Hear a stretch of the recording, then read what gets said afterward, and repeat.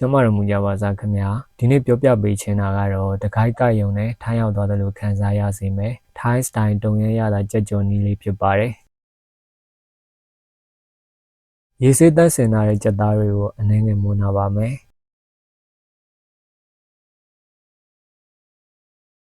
စပလင်အနည်းငယ်လိုအပ်ပါတယ်စပလင်တွေကိုပပလီထားပါမယ်ပတဲကောချင်းရှောက်ရွက်တွေကိုလည်းနှစ်သက်တယ်လို့ထည့်လို့ရပါတယ်ပပလီထားတဲ့စပလင်တွေကိုကြီးညောင်းထောင်းပေးပါမယ်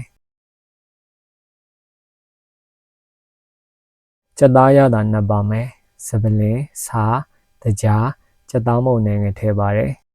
တုံရမ်းနှစ်ထုတ်ထည့်ပါမယ်ကျွန်တော်သုံးထားတာကတော့မဲ့ချင်းတစ်စိမ့်ထိုင်းစတိုင်တုံရမ်းနှစ်ထုတ်လေးဖြစ်ပါတယ်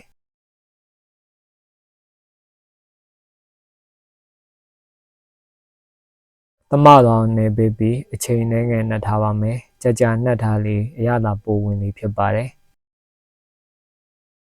မိနစ်20ခန်းနှက်ပြီးတဲ့အခါကြော်ဖို့ပြင်ဆင်ပါမယ်အရသာနှက်ထားတဲ့ကြက်သားတွေကိုကုံမုံကပ်ပါမယ်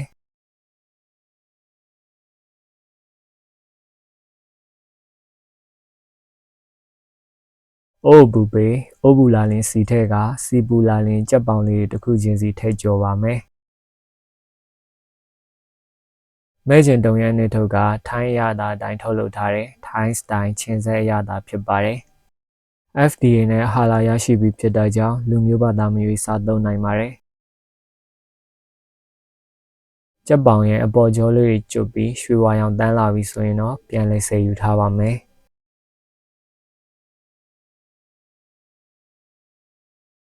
ဆန်လုံမုတ်တစ်စုံမြုပ်သီးမုတ်တစ်စုံနဲ့တံမြာသီးထက်ကမှုေပေးပါမယ်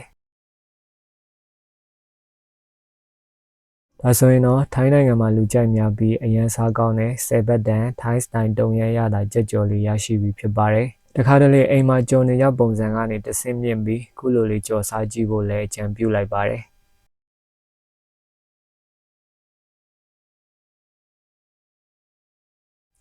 ဆုံးဖြတ်ကြည့်ရှုပေးကြတဲ့အတွက်အားလုံးကျေးဇူးတင်ပါတယ်နောက်ဗီဒီယိုတွေမှာပြန်လည်ဆုံတွေ့ကြပါမယ်ကျွန်တော်ကတော့စောဝိုင်းစီပါ